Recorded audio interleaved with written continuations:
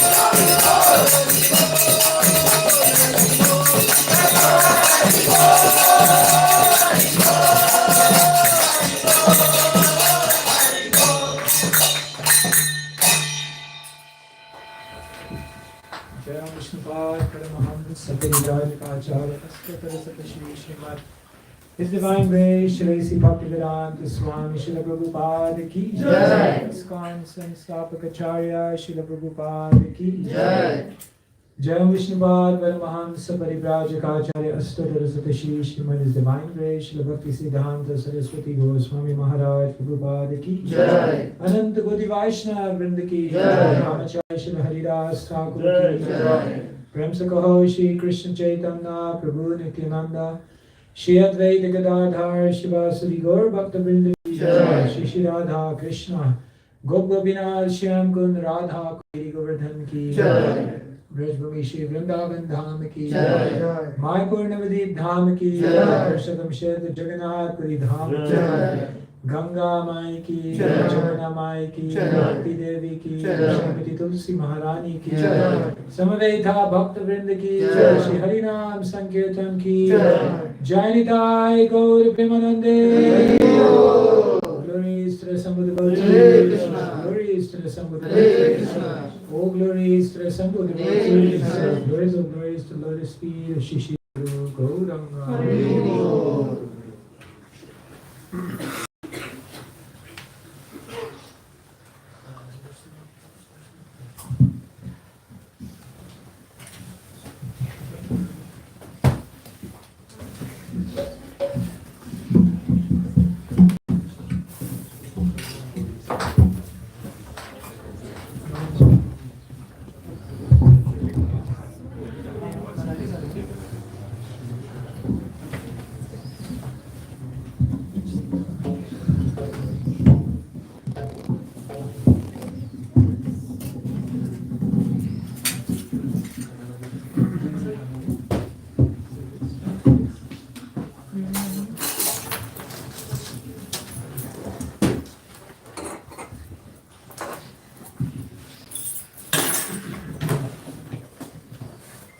Shri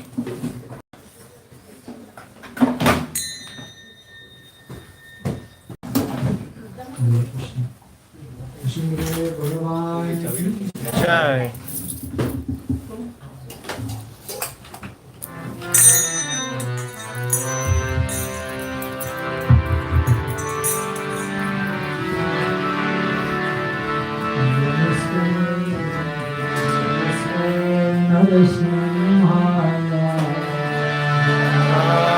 Namaste Narasimhaya.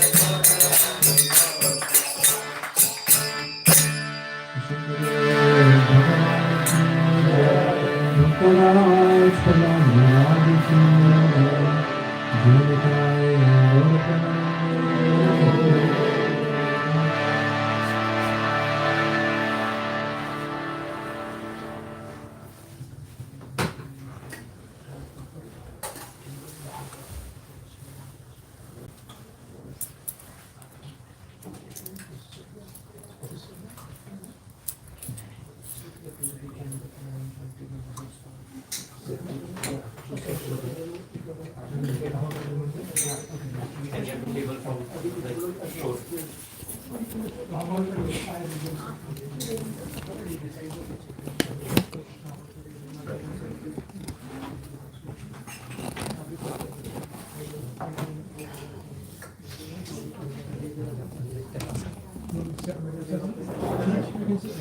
we'll get the small one.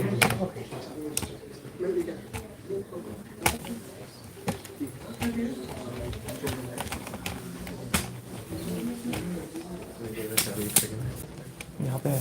कहाँ पे? यहाँ पे। यहाँ पे? अभी तो दिख नहीं रहा। पॉकेट नहीं है इसको। कहाँ? अच्छा, इसके अंदर डाल के रखना।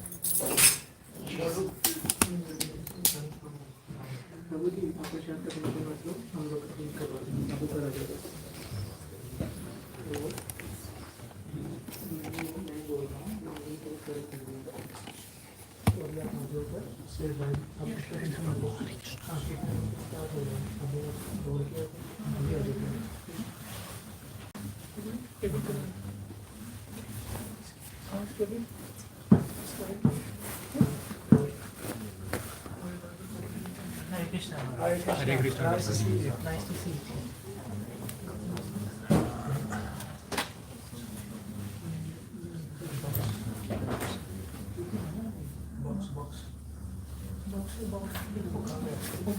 I think he's bringing a table. He's bringing a table.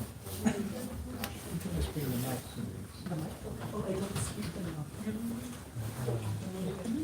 दबाए।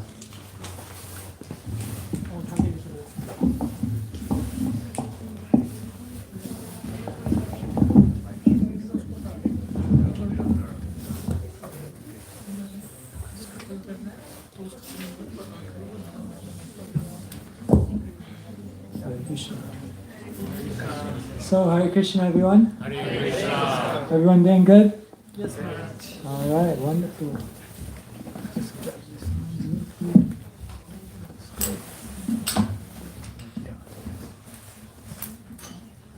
So, thank you so much for coming. Really an honor to be with you here in Dublin.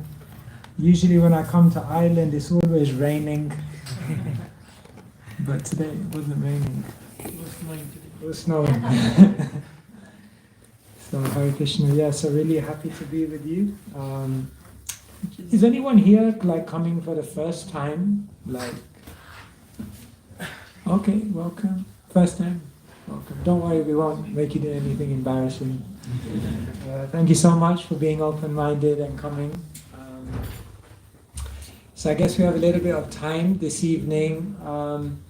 Perhaps some of you may have some questions, or you may have something specific that you'd like to discuss. If that's the case, then I'll give you a chance at the beginning, and we can definitely discuss those things. Maybe you have some questions, maybe you have something on your mind. Then we'll kind of try and share something from a spiritual point of view. Otherwise, we may just read something from the Bhagavad Gita, ancient book of wisdom, and see where we go. So, shall I begin with Kirtan?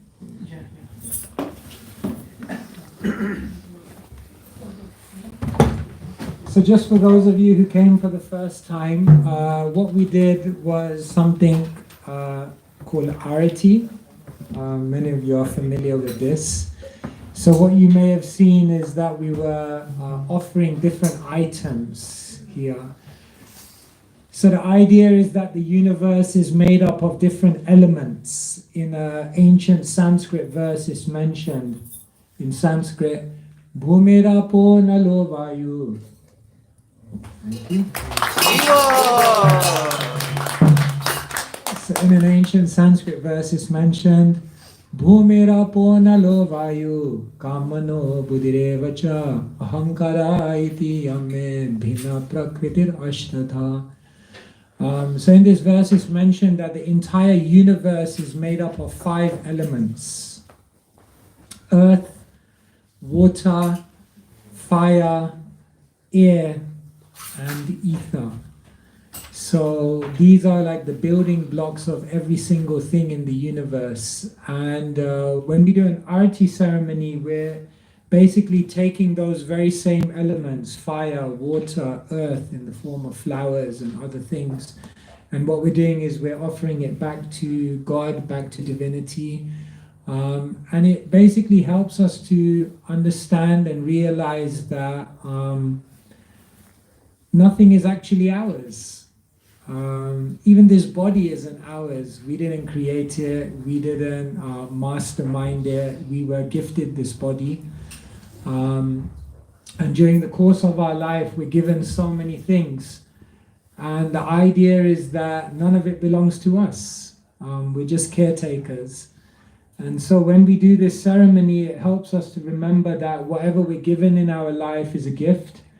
And when we use those gifts in service to God, in service to others, then those gifts are then used in the right way, and they bring happiness to us, and they bring happiness to others.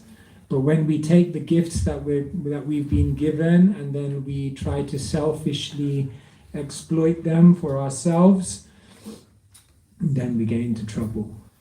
So this is a very, very beautiful ceremony which helps us to realize that we should be grateful in our life for everything that we've been given. And so like this, everything we do has a meaning behind it. Everything we do has some kind of deep meditation behind it. And the more we understand this, the more we can actually do these things with greater awareness and greater devotion.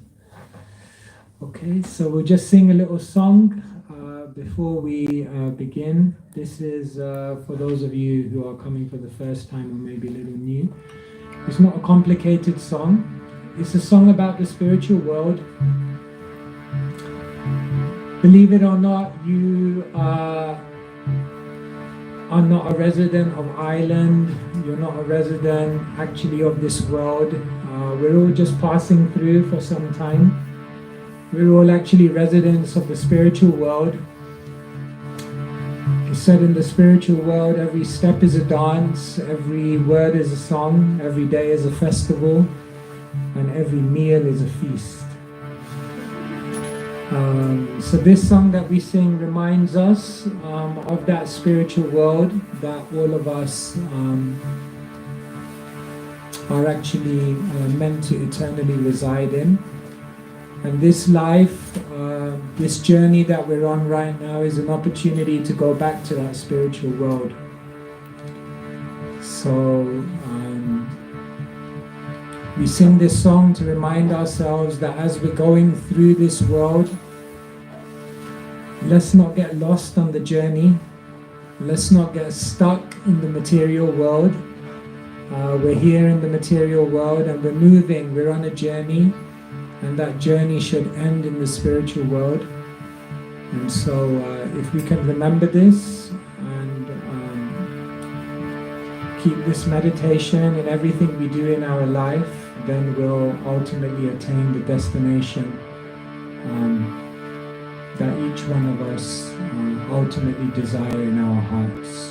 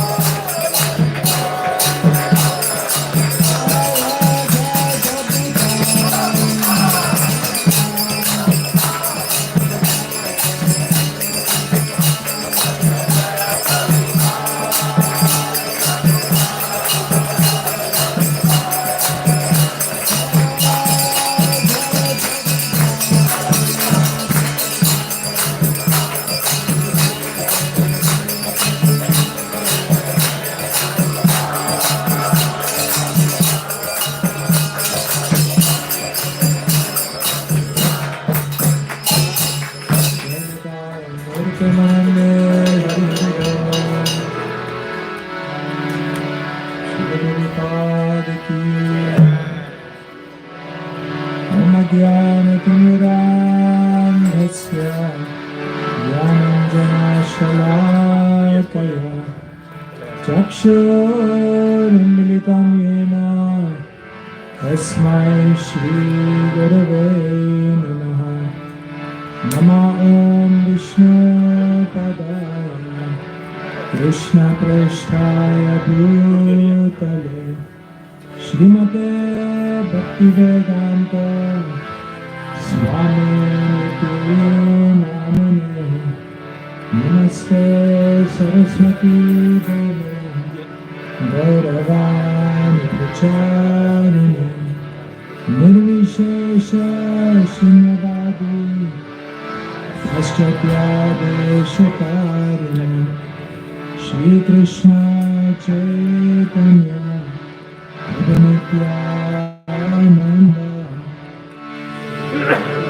Dvaita Gadadhar श्रीवासदि Gaura भक्तवृन्दा। हरे कृष्णा कृष्णा कृष्णा हरे हरे, हरे राम राम राम हरे हरे। श्रीमद् प्रभुपाद की जय। ओम नमो भगवते वासुदेवाय। ओम नमो भगवते वासुदेवाय। ओम नमो भगवते वासुदेवाय। ओम नमो भगवते वासुदेवाय। ओम नमो भगवते वासुदेवाय। ओम नमो भगवते वासुदेवाय। ओम नमो भगवते वासुदेवाय। ओम नमो भगवते वासुदेवाय। Sure.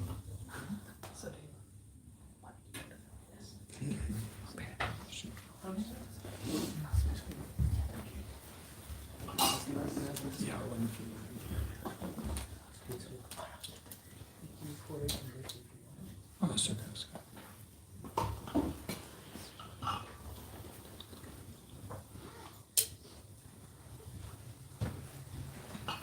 So good evening, everyone. Thank you so much for coming. Can you hear me okay? Is that all right? Yeah. So, just before I begin, is there anything any of you are interested in? A topic, a question, something on your mind? I'm happy to take some ideas and go in the direction perhaps that some of you may want to go.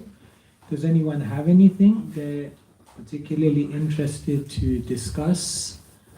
Or would you like me to pick something? Anyone? Why do we make the same mistakes again and again and again? Why do we make the same mistakes again and again? Okay, let's go with that. Okay, so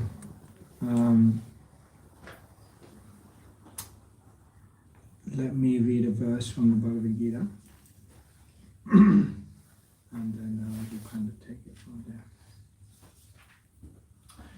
So I'm going to read today from the 9th chapter of the Bhagavad Gita. The 9th chapter is entitled The Most Confidential Knowledge. And here Krishna explains why what he's teaching to Arjuna is very, very valuable and can help us from making the same mistakes again and again. So Einstein, he defined madness. Einstein said madness means to keep doing the same thing again and again and expect a different result. So what happens in life is we end up doing the same thing again and again. We make the same mistakes again and again. And we think somehow or other that this time it will be different. But it's not different. It's the same thing again and again. But we get clouded over by ignorance and we keep doing the same thing. Ignorance is so strong that oftentimes, even when we know something, ignorance is still so strong that we do the wrong thing. 40 years ago on a cigarette packet, it said, smoking may damage your health. 10 years later, the message was, smoking seriously damages your health. 10 years after that, the message was, smoking causes cancer. And now, the message on cigarette packets is, smoking kills. And the most amazing thing is, people look at that message, and in the very same moment, in the very next moment, they pick out a cigarette and they smoke it. Is someone who smokes a cigarette exercising free will? Yes or no? No. Yes? No? Yes. Yes. Someone looks at something and says, this is going to kill you. And in the very next moment, they still do it. Are they exercising free will? Yes. No. It's interesting. If a drunk person is under the influence of alcohol and does something completely out of character, are they exercising their free will? No. It's very interesting, isn't it? In one sense, you could say yes to all of these points, and you could say no as well. Yes, they are exercising their free will because they had the choice when they decided to put that alcohol within them, whether to do it or not. But then you could say once they're under the influence, they can't access their free will anymore. So in one sense, they're not exercising their free will. In another sense, they are utilizing their free will. And it's the same thing. Someone who smokes cigarettes, in one sense, they are exercising their free will, but in another sense, they're not, because they're not able to say no to something they want to say no to. So why do we keep making mistakes again and again? Because we haven't been enlightened with knowledge. When our intelligence is stronger than our emotions, then we won't make mistakes. Right? Isn't it like they used to have those cartoons where on one side there's a devil and on the other side there's the angel, and then there's the confused person in between? And which one's going to win? Which voice is going to win? The voice which is louder. So within each of our beings, there is the mind or the emotions or the impulses, and then there's the intelligence. And depending on which one is stronger, you make your decisions. Therefore, we tell people, don't give up what you want most for what feels good now. If we could follow that one mantra in our life, don't give up what you want most for what feels good now. We tell people, don't listen to your loudest desire. Listen to your deepest desire. But what we often do is we forget our deepest desire and we listen to our loudest desire. And so Krishna says to Arjuna in the beginning of the 9th chapter of the Bhagavad Gita, Raja Vidya Rajaguyam Pavitram Idamutamam Pratyakshavadamam Dharmyam Susukam Kartum Avyayam. Krishna says to Arjuna that this knowledge that I'm giving you, this spiritual knowledge, this knowledge is the Raja Vidya. That means it's the king of all knowledge. It's the best of all knowledge. It's the knowledge which is actually going to help you find happiness. You see, in the world today we have so many universities, but none of these universities teach you the king of all knowledge. I also went to university. And universities are very good because they teach you knowledge which is going to help you to earn a living. They teach you knowledge which is going to help you deal with day-to-day life.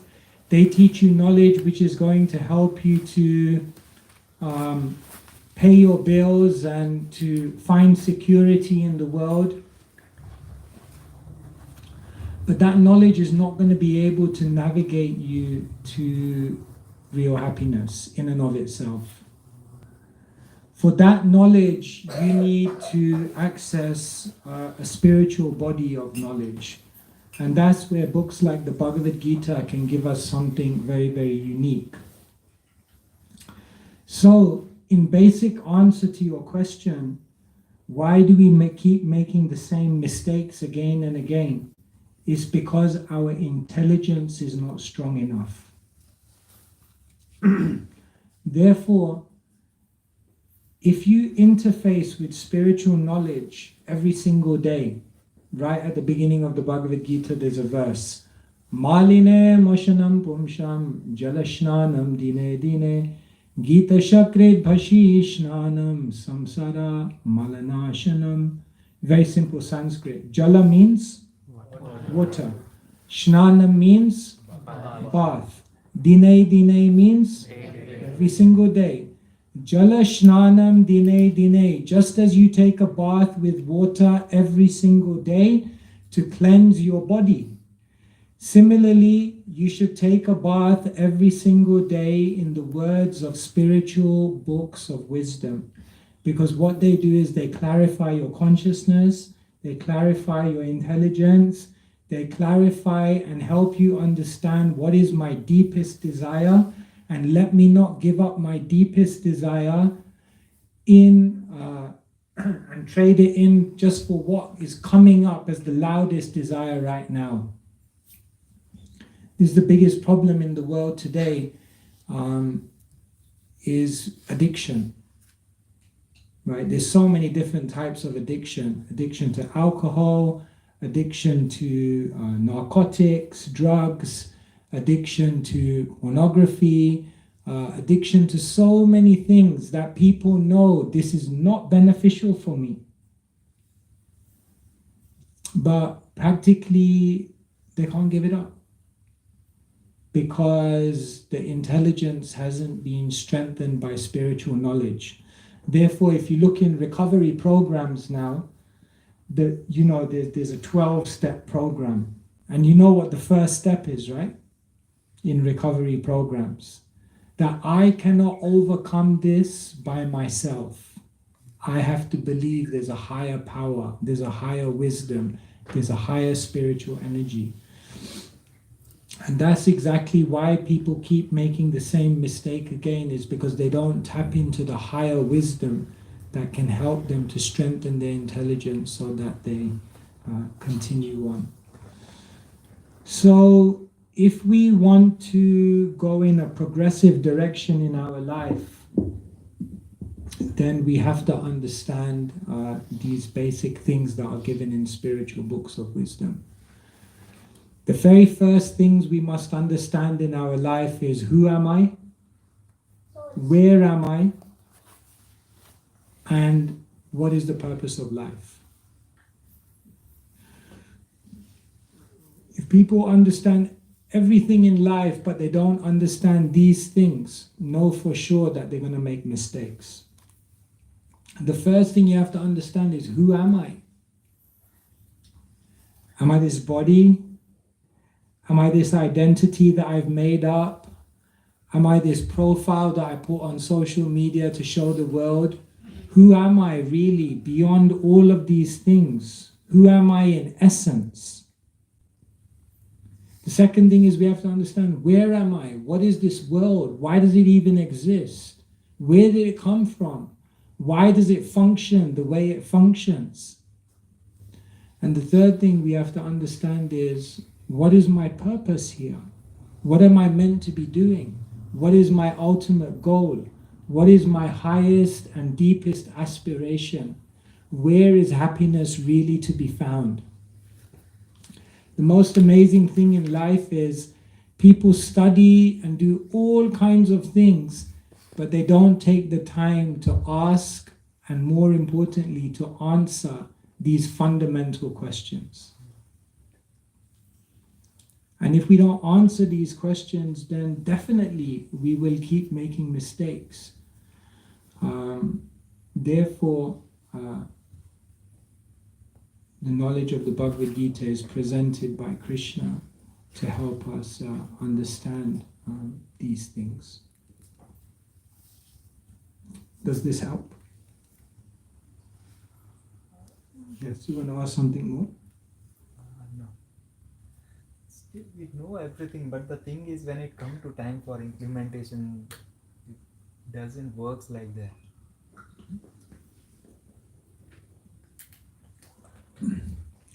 I know it theoretically, Yes. but when it comes to the moment where you have to apply it, When we go from here and then again to the same mode, it's quite difficult. yeah. So therefore, it's said that when you grasp knowledge, there's different levels of knowledge. One type of knowledge is known as Gyan. Gyan can mean different things, but in one context it can mean theoretical knowledge. But then there is something called Vigyan, which means realized knowledge. Knowledge which has gone into a deeper space within one's consciousness. Therefore, you can have Gyan, theoretical knowledge, but in the heat of the moment, because it hasn't actually gone into the deepest space in your consciousness, in the heat of the moment, you can forget that knowledge and do something else. Therefore, the Gyan, or the theoretical knowledge, has to become Vigyan, realized knowledge. So then the question that we're all going to ask is, how do you make it realized knowledge? So therefore, the Vedic process of learning is that you don't just learn by hearing. Hearing is just the first step. In the Vedic process of learning, you go through 3 stages: Shravanam, Mananam, and then Nididhyasanam, and then Vandanam. If you go through these 4 processes, then what will happen is that the theoretical knowledge will become realized knowledge, and when it becomes realized knowledge, in the heat of the moment, you'll still be able to follow that knowledge. So the first step in learning is Shravanam. You hear many, many things. But that's not enough. Like, you could come to this class today, you could hear so many things, and you could go away, and actually it may not have deeply transformed you, because Shravanam in and of itself is not enough. The next thing you have to do is Mananam. And Mananam means you have to deeply reflect. You have to deeply think about these things.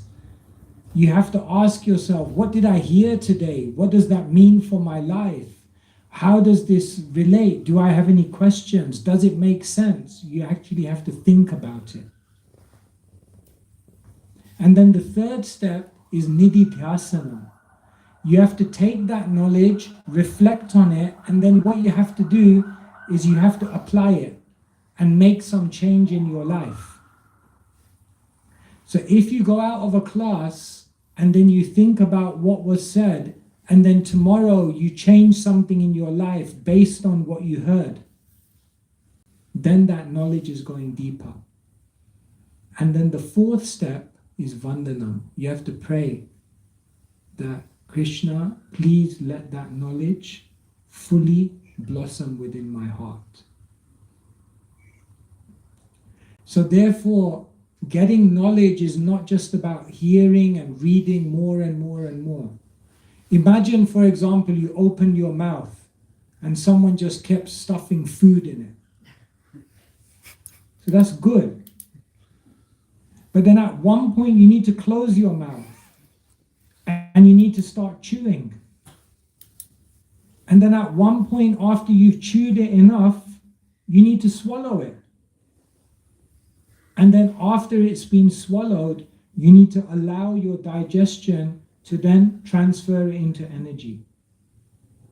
In other words, putting food in the mouth is just the first step. So oftentimes what happens in the Hare Krishna movement and in any spiritual tradition is that people think, if I read and if I hear, then that means I've got knowledge. No, you've just got the first step of knowledge. Now you have to think about it, now you have to apply it, and now you have to try to deeply pray that it actually becomes awakened in your heart. Actually, you don't need to know so many things. If you know the basic things, but you actually know them, your life will transform. One verse is enough. If you've understood it deeply enough. Therefore, that's why even though you get knowledge, in the heat of the moment, you still continue acting in the wrong way because the knowledge hasn't transformed into realization. Does that make sense? Yes. Can you just explain the second question a little bit? Like, why are we here? Probably the purpose of life we know is to go back to Godhead. Why exactly are we here?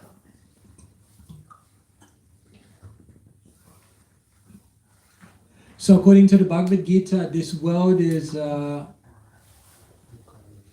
school, it's a university, it's a place we've come to learn lessons.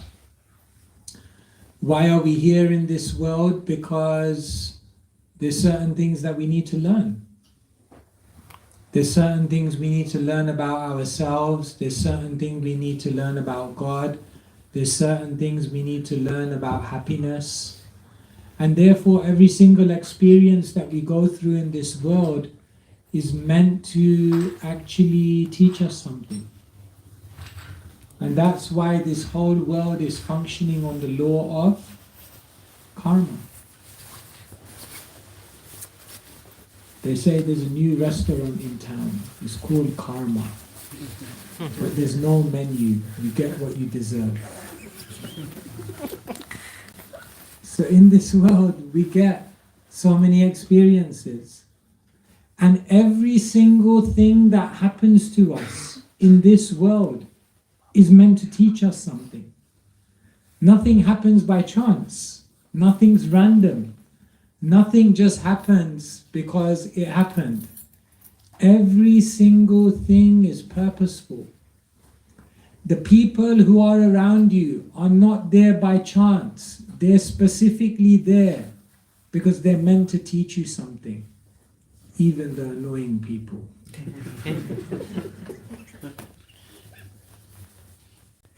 Every single experience, every single success, every single failure, every single time there's something that goes to plan, and every single time that there's something which goes against your plan, none of it is random. Everything is meant to teach us something. And therefore, the wisest people, they understand that I'm constantly being taught by every single event, experience, and emotion of life. And so why does this world exist? It exists as a place in which we can become wise. And so the world is like a cosmic university. And through knowledge like the Bhagavad Gita, we can begin to decode our karma.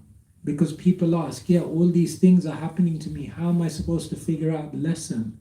Well, that's why the spiritual knowledge is there. Because it helps you to see why things are happening to you and what you're meant to learn from them. And what happens in life is if we don't learn the lessons, then you know what's going to happen, right? The same thing is going to keep happening to us again and again and again until we do learn the lesson. And so this world is an opportunity for us to evolve our consciousness. That's why this world exists. Does that make sense?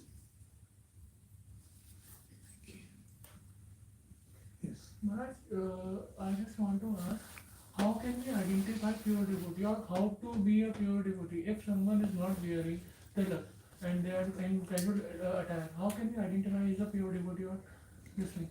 What qualities we as a person or as a aspiring devotee I have to adopt so that it can come in my character?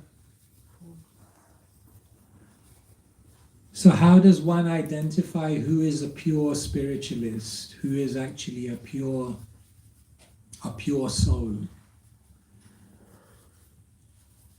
There's no external factor that determines who is a pure soul. They may be in spiritual attire, they may not be in spiritual attire. They may be externally looking a certain way, or they may not look that way.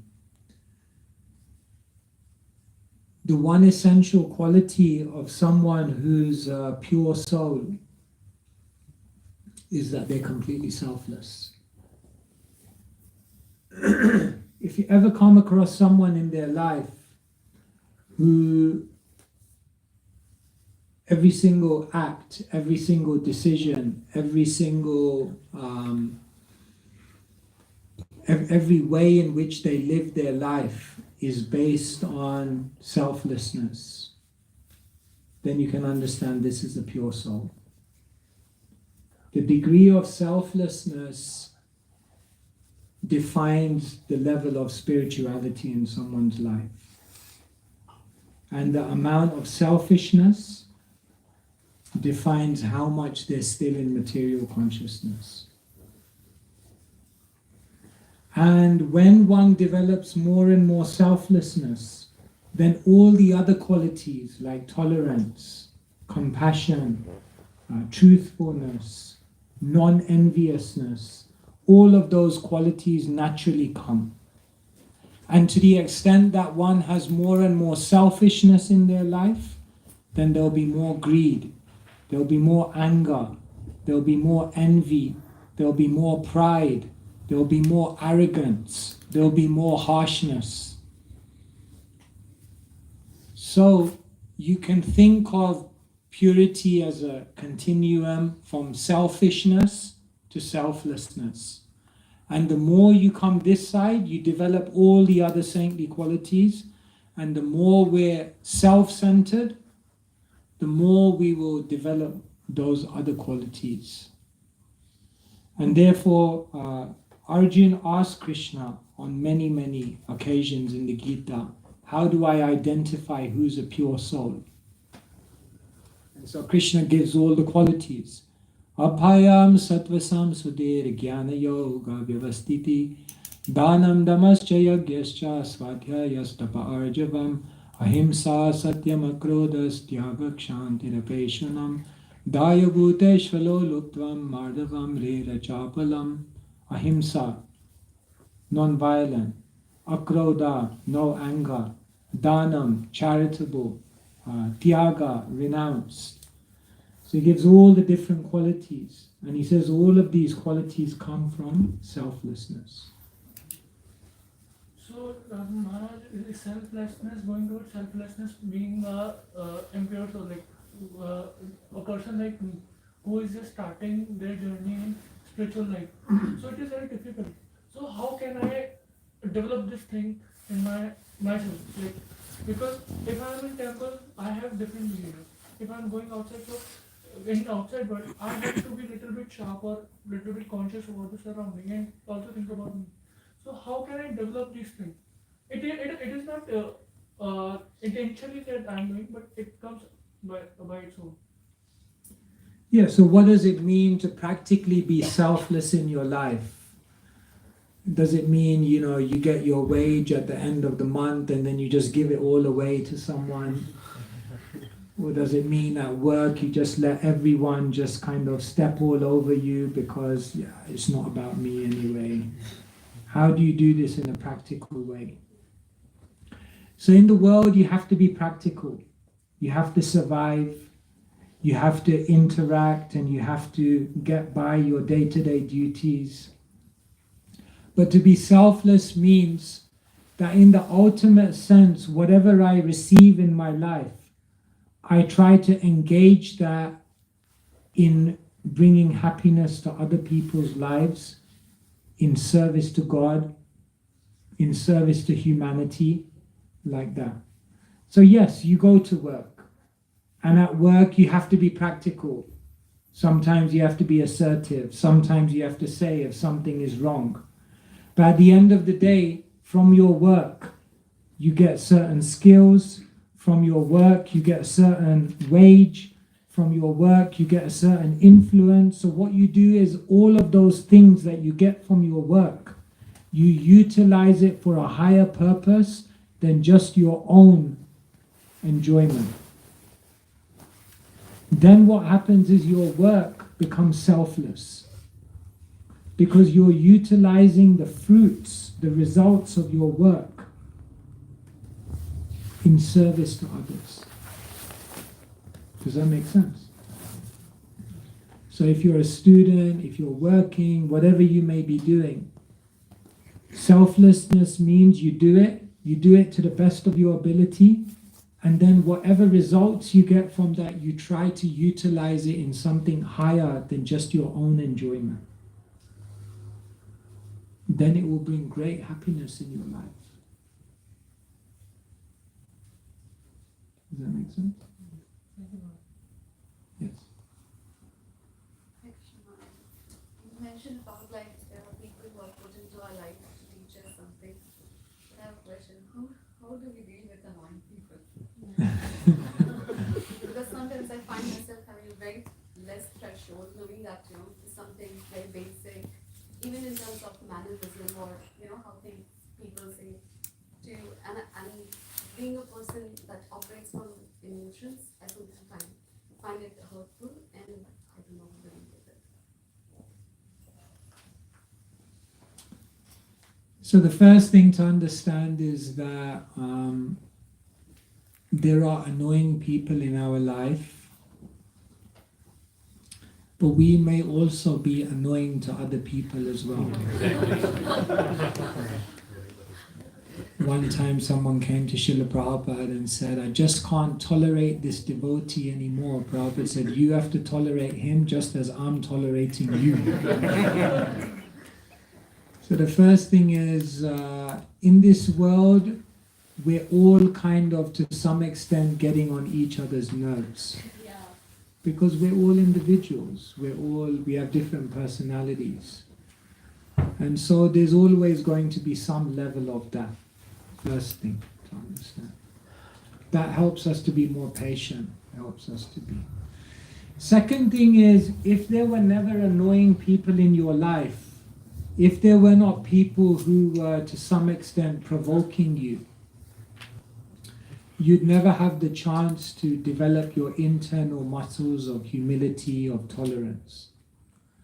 See, if I want to develop muscles, if I just keep lifting this, I can do it all day, and I'm not going to develop many muscles because there's no resistance there. But when there's weight, when there's resistance, and I still lift, that's when you develop muscle. So in your life, if there was never people who provoked you, if there aren't people who annoy you, who get on your nerves, then there's no opportunity for you to develop your inner muscles of tolerance and humility. So you can see that, yes, they are there. It's a good opportunity for me to be patient. It's a good opportunity for me to be unaffected by that. And so take it like that they are giving you an opportunity to exercise. And that's very good. We need that. The third thing to realize is that when there's annoying people in your life, don't take it personally. Everyone is just going through what they're going through. We take it so personally. Oh, they don't like me. But actually, most people are just struggling. They're struggling with their mind. They're struggling with their own problems. They're struggling with their own unhappiness. And sometimes you just end up being on the receiving end of it. But don't take it so personally. It's not often about you. It's more about them. So it's okay. Everyone's going through what they're going through. Everyone has, difficult days. There was once this YouTube video, so it kind of showed people this person kind of walking through this kind of shopping mall, and like everyone had a certain type of face, a kind of a miserable face. So you kind of look at it and think, my God, everyone here is so miserable. And then it showed the same video walking through all those faces, but this time there was kind of like a bubble above each person explaining what had just happened to them today. And then when you look at their face and you realize, oh my God, that's what they just went through today, you're kind of like, okay, now I understand why they're like that, So everyone has a hidden story which is causing them to act the way they're acting.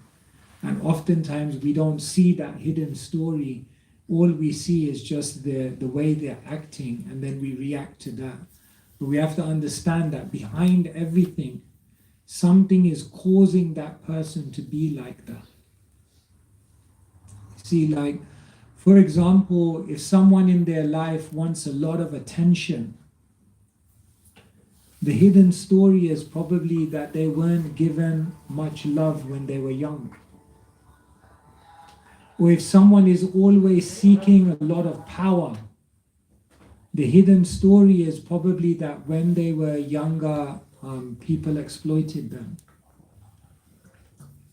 So like that, there's always a hidden story which is causing people to act the way they're acting. So when we take the time to appreciate that, then we don't react as much to what they do. Yeah, like 90% of the time that's the case, that it's there in our mind that there is a hidden story, or there is a background, there is a upbringing, whatever it is. But that 10% sometimes it gets to the heart, and I'm like, later on when I reflect, I'm like, this could have handled differently. And that 10% is also how we convert 90, that 9% to at least 10% is what you're saying. Yeah.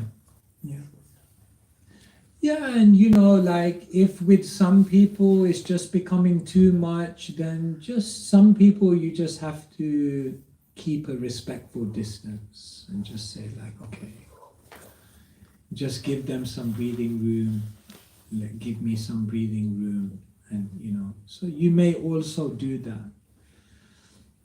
But the reality is that wherever you go, you are always going to come across these situations. It's the world we're living in.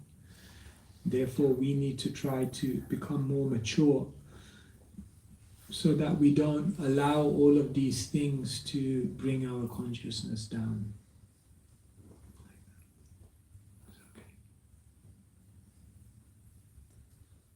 Anyone else? I have one question. Like last year I asked one question from you, like I'm suffering, I'm not able to complete my chanting, my rounds. So you give me one very practical tip. I followed that and it was very helpful. So this year I have another question. Like I have two enemies, like laziness and procrastination. How can I overcome that thing? How to overcome laziness and procrastination. Okay, so the first reason why we procrastinate or why we're lazy is because we don't have something in our life which is inspiring us enough. When you have something which is so inspiring, there's no way you can be lazy. There's no way you can procrastinate because it's just too exciting. They say the best alarm clock in the world is purpose. Because when your eyes open in the morning and you've got a purpose, no one has to tell you you're going to jump out of bed. So the first reason why we're lazy, the first reason why we procrastinate is because we haven't got something exciting in our life. If oversleeping is more exciting than getting up, it means our life is not exciting enough. Therefore, the first thing we have to ask ourselves is, do I have some compelling goal in my life? Now, someone may have an amazing goal in their life, but then if they don't have a step-by-step plan of how I'm going to reach that goal, that's another reason why they may fall into procrastination and laziness. They have something they want to achieve, amazing in life, but they don't know what are the step-by-step things I have to do to get there. They haven't broken it down. So that could be another reason why you procrastinate, because you just don't know, like, what's the journey to get there? I have no idea. What do I need to do tomorrow to get to that amazing place?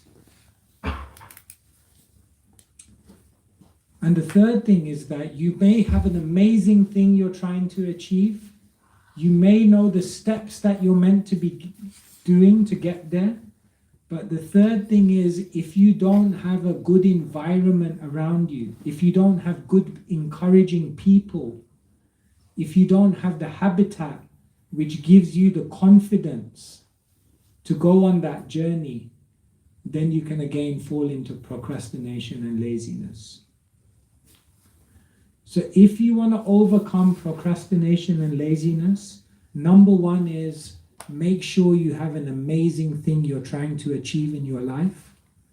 Number two, make sure you know the step-by-step things you have to do every single day to get there. And number three, make sure you're surrounded by the right people and the right environment that's going to energize you every single day to walk that path. If you have these three things in your life, generally there's no way you'll waste your time. So time is so valuable. Chanakya says, Ayusha kshana eko pi nalabhya swarna koti bi nachen nirarthakam niti kachahan istatodhika. Even one moment of time, if it's lost, you can't buy it back even with millions of gold coins. Therefore, the time that we have is so valuable. So we can't afford to waste time. So, therefore, one must have something for that. These things in their life, then that procrastination will not come. Does it make sense? Yeah, mostly I feel problem in starting something. If I get the momentum in doing something, then it goes well. But mostly I feel problem in starting something. But if I get the momentum, it goes well. Yeah, the start is always the hardest. Like when the alarm clock goes off, it's just like... But the amazing thing is, once you actually get up, it's actually really nice. Isn't it? Like even sometimes to pick up your beads in the morning. Oh. But once you start chanting, it's very nice. To open a book sometimes. Oh. But once you're into a few pages, very nice. So when you start driving a car, to get from 0 to 20 miles per hour takes the most amount of petrol. After that, not so much, because the momentum is going. So the first step is always the hardest. When I joined the temple, one of the monks, he said to me, the distance between the material world and the spiritual world is equal to the distance between your sleeping bag and the shower at 4 a.m. in the morning. If you can make that distance, you can make that distance. So that's the hard distance to make, to wake up in the morning, because the mind is screaming. The first battle of the day is the battle with your own mind. And if you win that battle, you can win any other battle. So the great people win that battle first.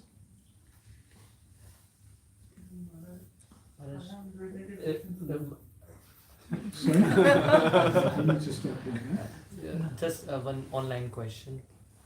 They just maybe texted there and then they texted me as well. If maybe next I can ask, we can ask this. We have time now. We have time? Yeah, but maybe Everyone needs to take Prashadam also. Prasadam is not ready yet. So Maharaj, question is, there is a common belief that everyone who enters our life, whether good or bad, has some karmic connection or debt with us. This is especially true for those who cause us pain without any fault of our own. How can we ensure we resolve this karmic debt so that we don't face similar challenges again in the future?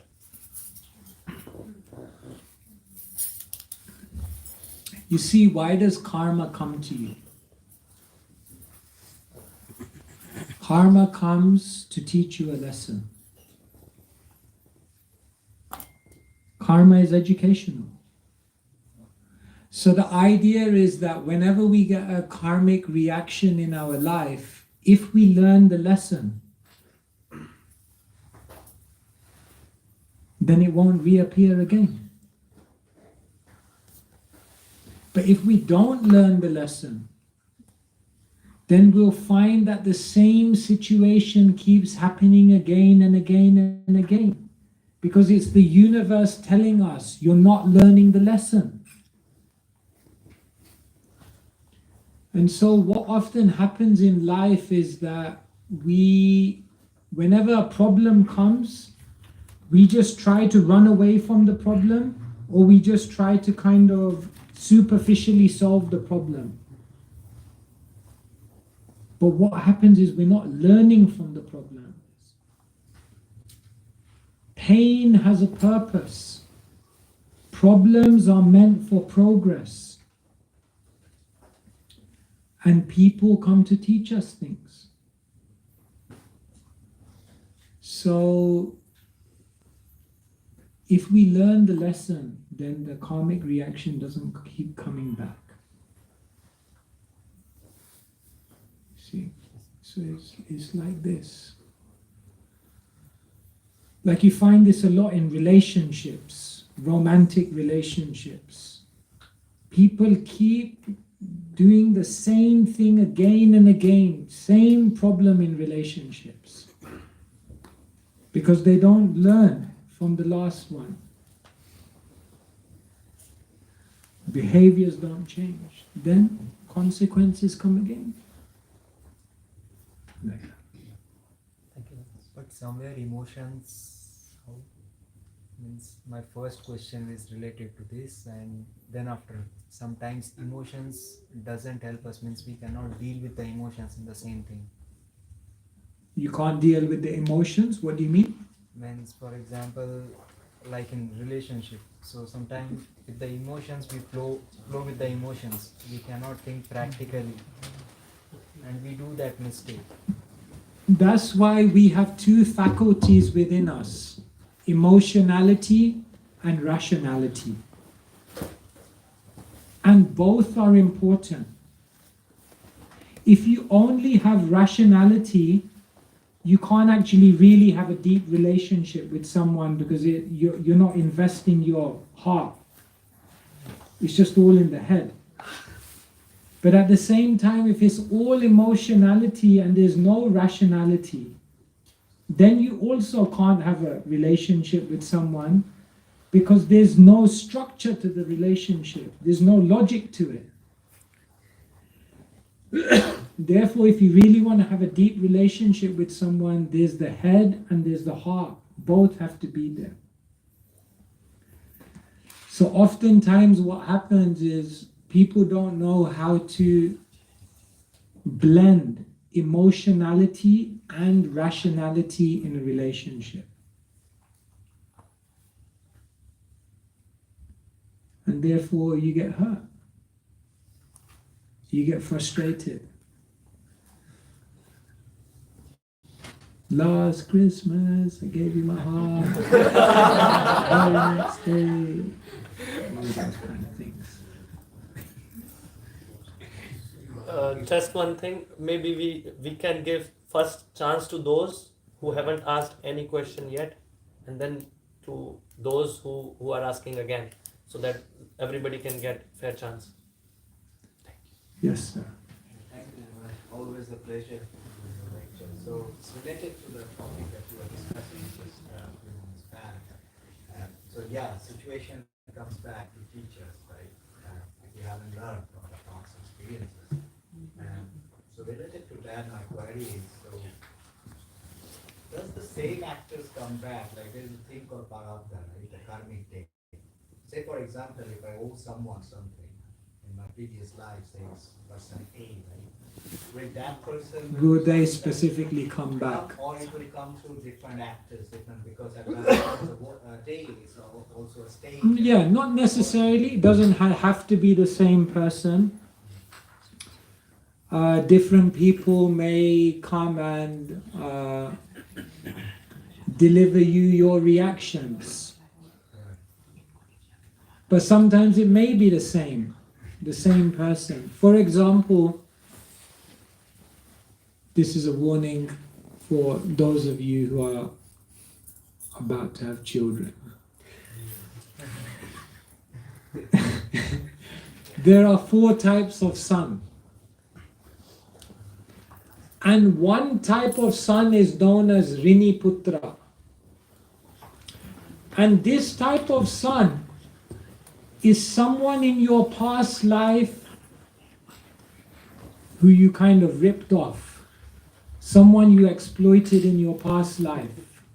Someone you embezzled in your last life. What may happen is this person who you embezzled of money, they may come in your next life as your son. And smiling and laughing and with all their charm, Papa, Papa, they'll take all your money away from you. Just a little warning. Just a little warning. I'm just joking. Yes. So these things can happen. It's like that. So sometimes it may be someone you specifically have a karmic entanglement with. Sometimes it will just be another representative who then comes and takes things away. Maharaj. Yes. And just following on from this man's, kind of laziness. Laziness, procrastination. And purpose. Purpose. And purpose, like we have a goal in mind, but you have maybe some fears, doubts, and the environment, as you said, is so important. But are you a believer, like, in the power of prayer to pray to Krishna for guidance and all the assistance that you can if you do want to, go a certain direction in your life? Yeah, 100%. Krishna is in your heart, and Krishna says, Sarvasya chaham hridisani vishto mata smritir jnanam apohanam cha. I'm in your heart, and from me comes knowledge, remembrance, and forgetfulness. And so the idea is that it's amazing. People think of God as someone very, very far away. But in the Vedic concept, God is not a faraway divinity. God is very, very close. So close that He's in your heart. And so close that if you pray, if you actually treat God as a person, and if you actually try to genuinely open your heart in conversation with that God, then He'll guide you, He'll inspire you, and He'll arrange God is alive, He's active, He's attentive, and He's affectionate. And He's on your side. He wants you to be a winner. But we have to be more personal. So we've kind of become very, very expert at ignoring divinity, God, who's within our own heart. So now is an opportunity to change that. And yes, definitely the power of prayer. Thank you. Yes. Hare Krishna. 4 years ago, I delved into Krishna consciousness. I was a regular devotee at ISKCON, and I could surrender myself to Krishna. I was obedient devotee, and I felt like I was one with him.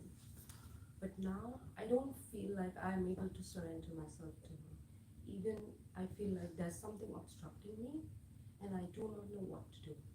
Can you, in your infinite wisdom, tell me or rather guide me to what can I do? Thank you.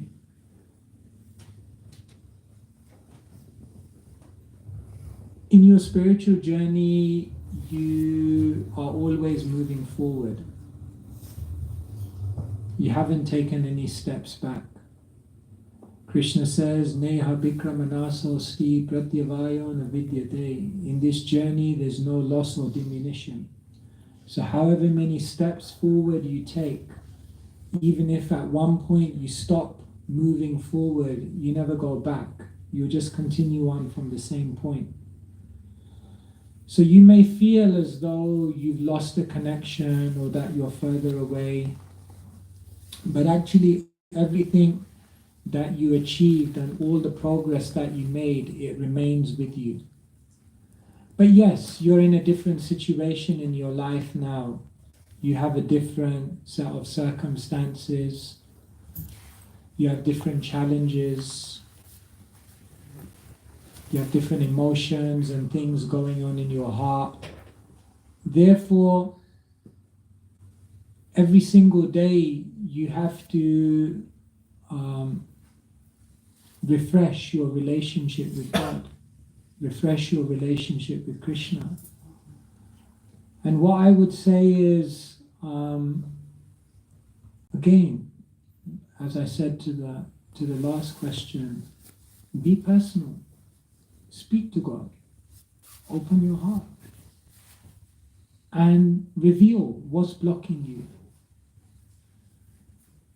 And if you enter into a personal exchange with Krishna, then Krishna will, through his books, through his devotees, and through life situations, he will reveal to you what it is that you need to do to move forward.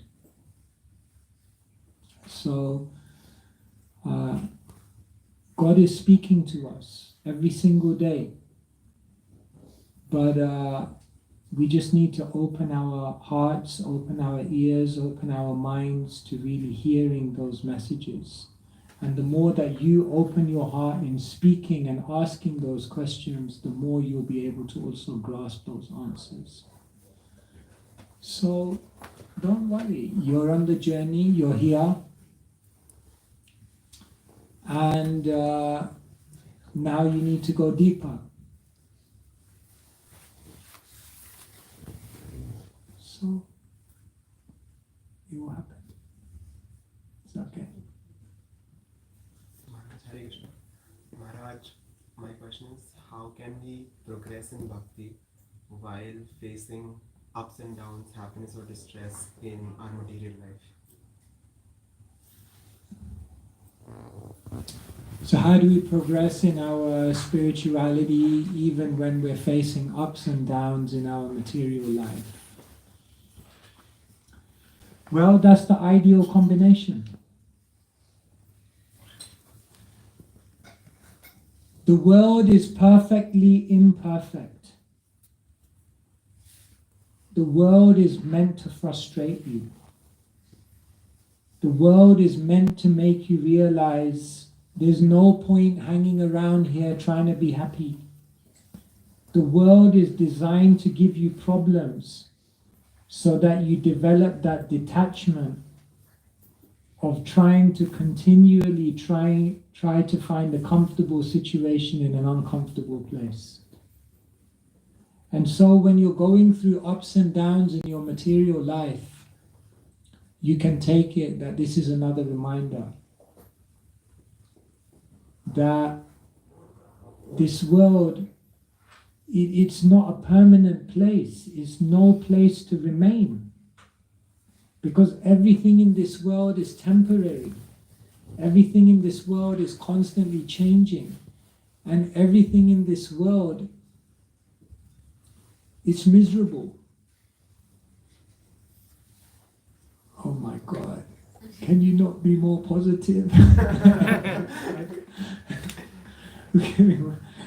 It might sound like a very pessimistic outlook.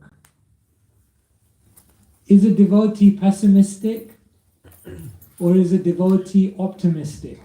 Optimistic. We're pessimistic about the material world, but we're very, very optimistic about the spiritual world. And therefore, at one point we lose our faith in trying to find happiness here. And that's very good. Because that means now we can really invest ourselves in trying to find happiness in the real place. Otherwise, we're just going to keep on getting frustrated here. So when those problems come in material life, then we take it. It's a good arrangement. That's how we have to try and see it. Hare Krishna. I have a question like how to be attentive, like always when, like I think it's happened with everyone. So when I am doing when I'm doing japa, when I'm cooking, when I'm studying, like whatever I'm doing, I always have like thinking I have one after the other things. So I cannot be in the moment. be in the moment. I always think like one and the other thing. So how to be attentive at one, like when I'm doing japa, I'm doing japa. When I'm doing studying, I'm studying. I don't want it to switch my mind and thinking of one and the other things. So it's very I'm very distractive things. So how to overcome with this? See, what our mind always convinces us is that perfection is in the future.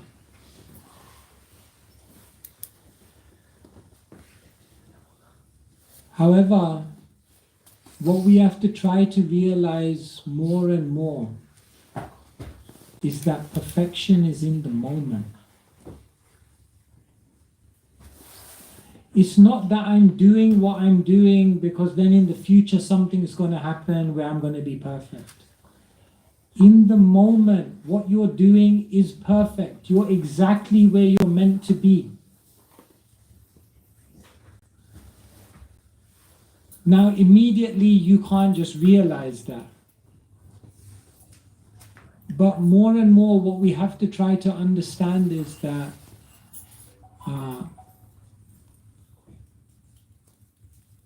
whatever activity we do, if we do it with our heart, with our mind, with our attention, with our devotion in that moment, then perfection is actually right there. And the more and more we meditate in that way, then what will happen is that we're less and less living out of sync with the present.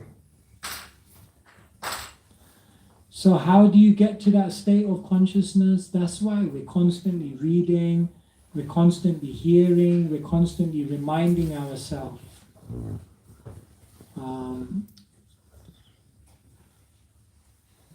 That, every spiritual activity is perfect in the moment. So gradually, eventually, you have to realize that for yourself. You know. Otherwise, we're constantly, you know, like, did you ever watch one of those films where the audio and the video is out of sync? Isn't it annoying? Our life is basically like that. We're always kind of like out of sync. Our mind and our presence is out of sync. But eventually we realize, I'm chanting now. If I die now, this is it. It's perfection. Let me just be in the moment. And when you live like that, actually, you live a very happy life. So yes, the power of now. Na sochati, na kankshati. No lamentation about the past, no hankering for the future. Just happy to be there in the present.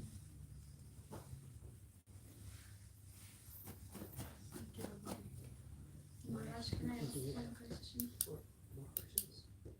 I do, but I'm just concerned. It's a Thursday evening.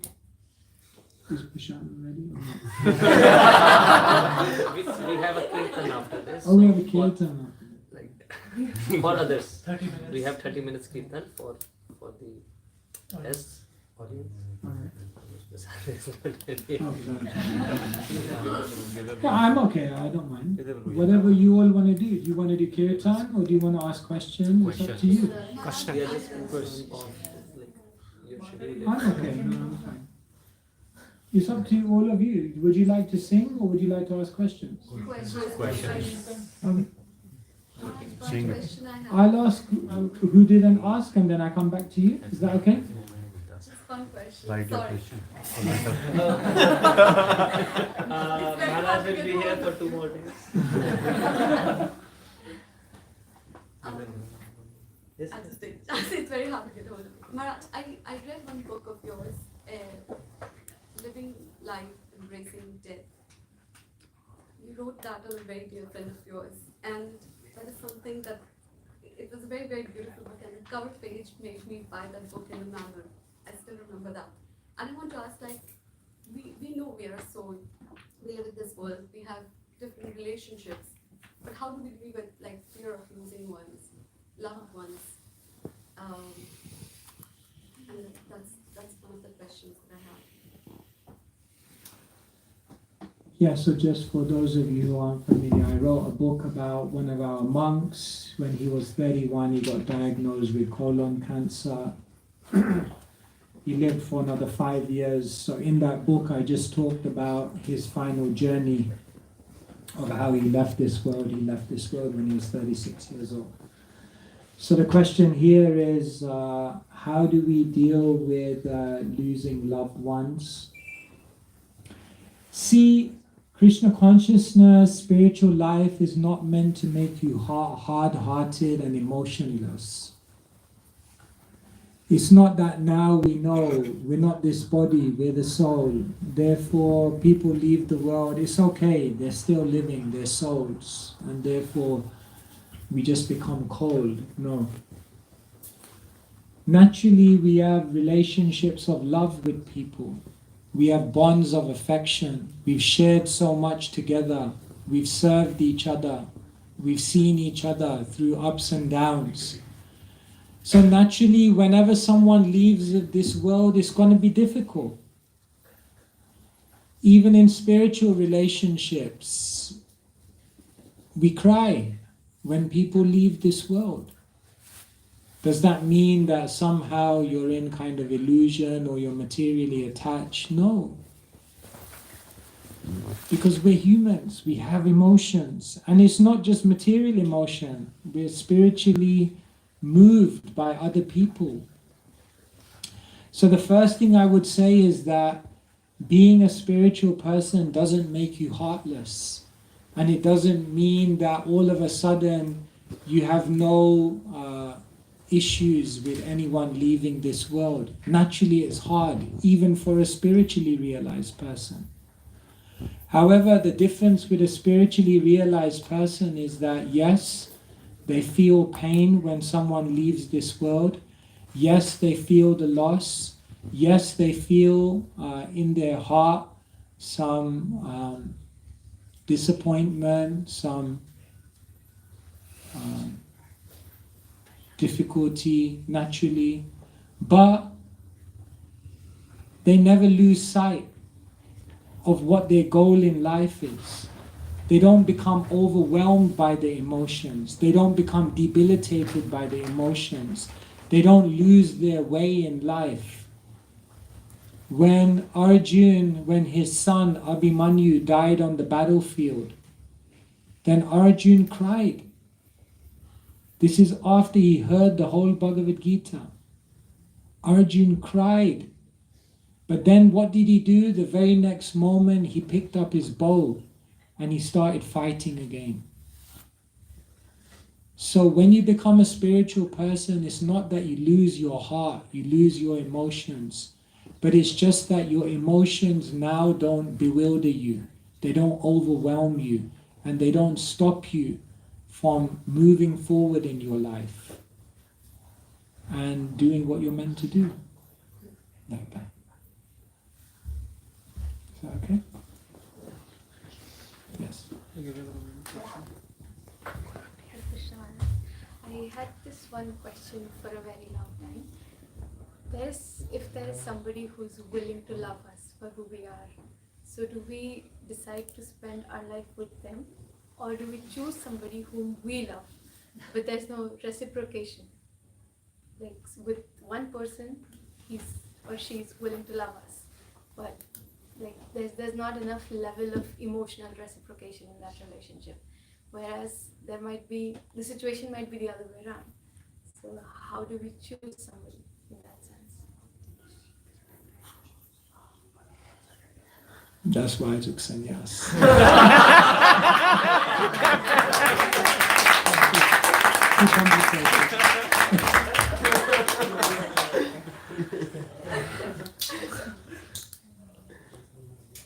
See, first and foremost, you have to love Krishna. In any relationship in this world, it's never just between two people. Krishna is always there. So first you have to love Krishna. When you love Krishna, when you love God, then what you can do is you can learn to see Krishna. You can learn to see divinity within everyone.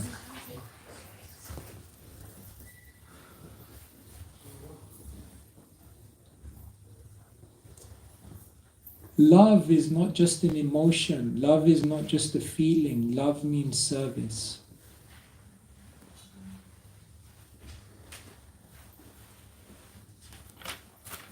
Once I was giving a class and someone put their hand up and said, Swamiji, do you believe in love marriages or do you believe in arranged marriages?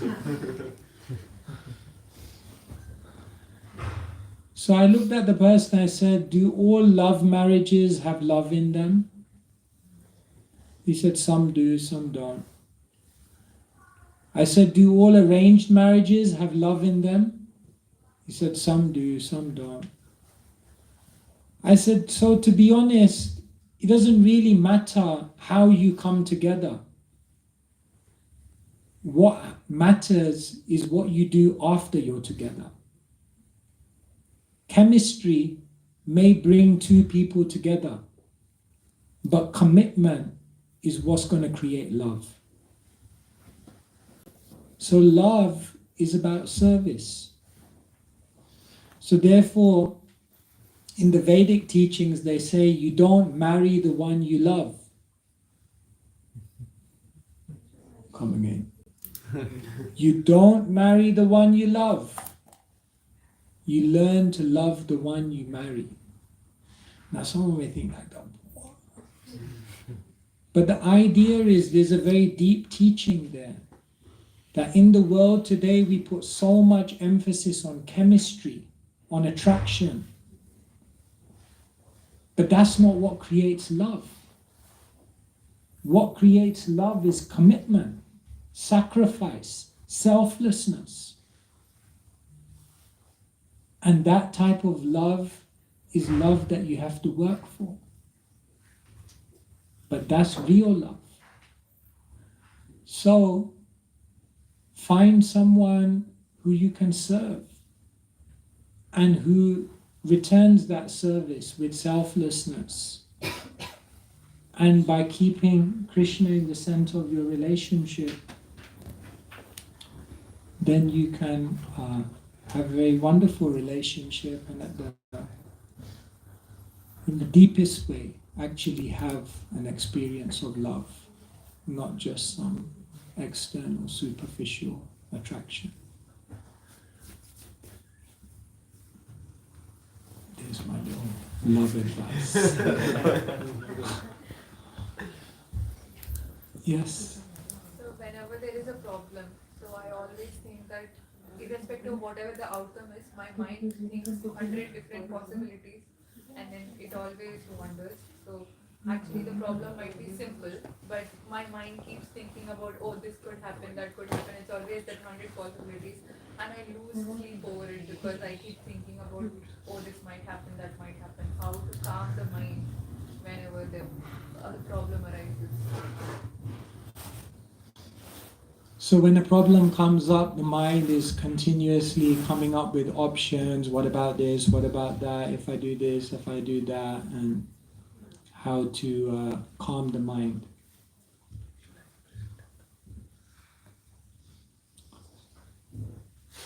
The first thing to understand is that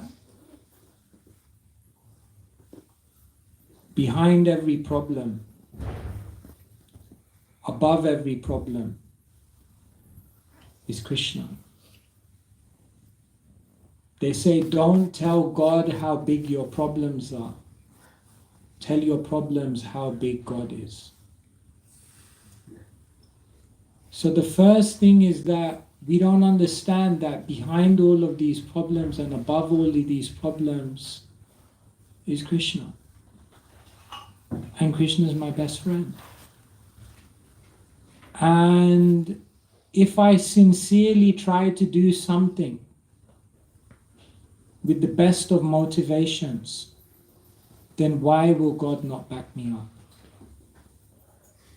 Therefore Krishna says to Arjuna, Machita sarvadurgani mat prasadat tarishashi atachatvam ahankaran nashroshashi vinamshashi.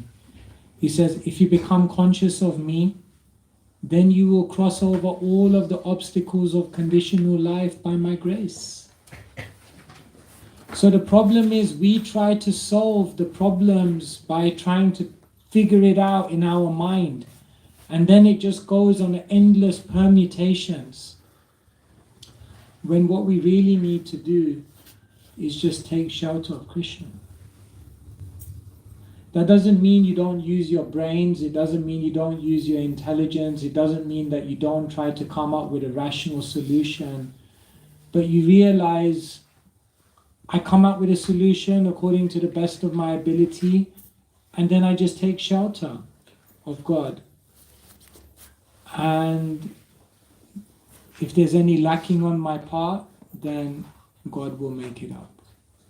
Krishna will make it up. So never lose that aspect of it.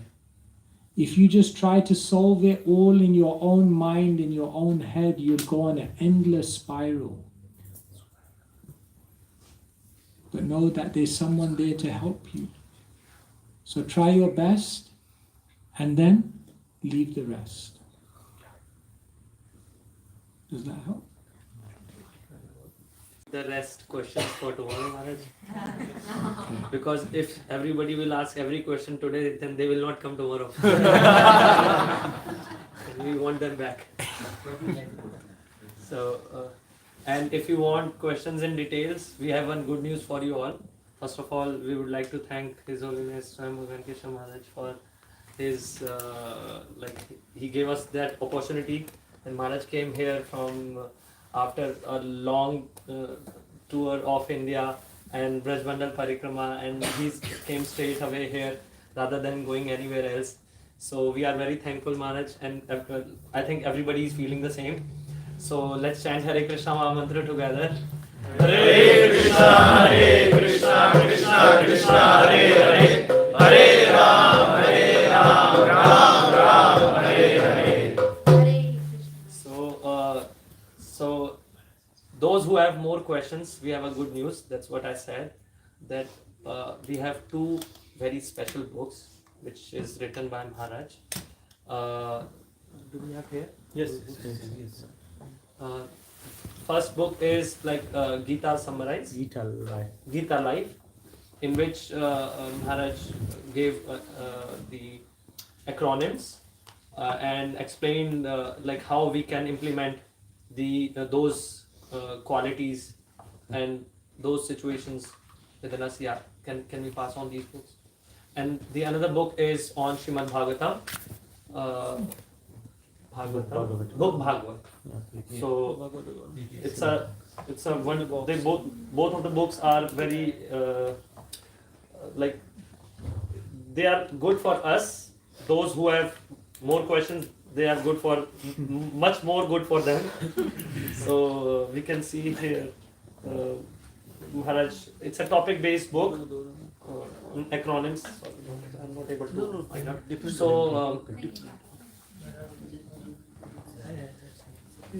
So if you get them today, Maharaj will be signing them as well. So that will make the books more special. So there will be we have QR codes. So you can donate the amount of the books on the QR code, and that's a printing cost for the book. So kindly get both of the books. They are very limited numbers. Maybe tomorrow they will not be available for you all. So grab them today, and Maharaj will be here for 2 more days. So tomorrow we have special program in morning from 6 a.m. onwards, and 7 a.m. we have a Bhagavatam class by Maharaj. So please grab this opportunity. We have 2 days Srimad Bhagavatam in the morning, tomorrow and day after tomorrow. And tomorrow evening, same time, from 6 p.m. onwards, we have same evening program. And tomorrow and day after tomorrow, we have Harinam as well during the day, and book distribution from 2:30 p.m. Those who have time, those who are here nearby, around, kindly join us. Kindly help in spreading the same knowledge which you just got and which you all know to others as well, so that they can also get this opportunity in this lifetime.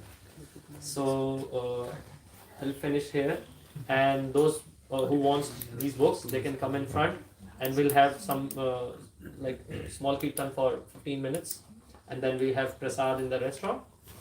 And tomorrow as well we will be having prasad, so don't think of dinner, just come here and get this opportunity. We will take care of your dinner. So yeah. Huh? Tomorrow more time. There will be question answer round tomorrow as well. Even in the we have maybe more time in morning. Morning, yes. Best so come in morning. Best is to come in the morning. Less people, more questions. So 2 days, 2 morning. So kindly take this opportunity as a blessing. Books, yeah. So we have 2 books. Kindly come in the front and get the books. Yeah, they are really in limited number, and if they will get like you all will take them, then maybe you will not get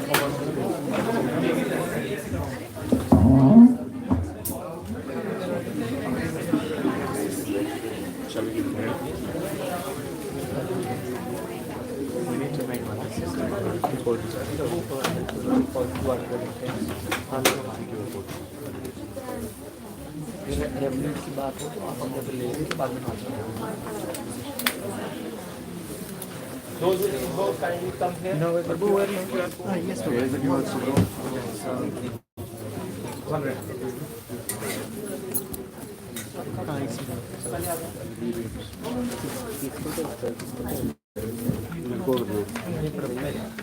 और एक विश्वसनीयता नहीं है क्या हमारी?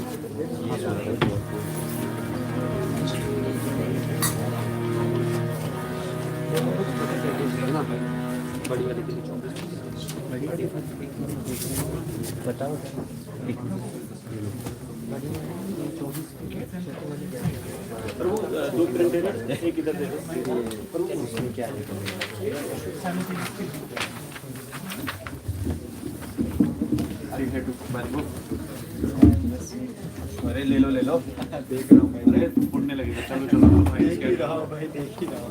Job लगी नहीं यार, सॉरी लग जाएगी, स्कैन करवाएगा। सही है, नहीं लग जाएगी, सबकी लग जाती है भाई। हम ऐसा नहीं पढ़, हमारे भी लगे, मतलब मैंने तो इंग्लिश नहीं आके सीखी है। चलिए जाओ। No, on regular. No, just your camera. Hare Krishna. So we'll just send the copies. We have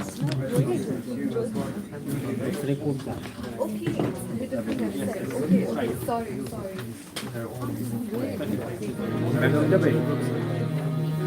It's a donation of 35 euros for both the books.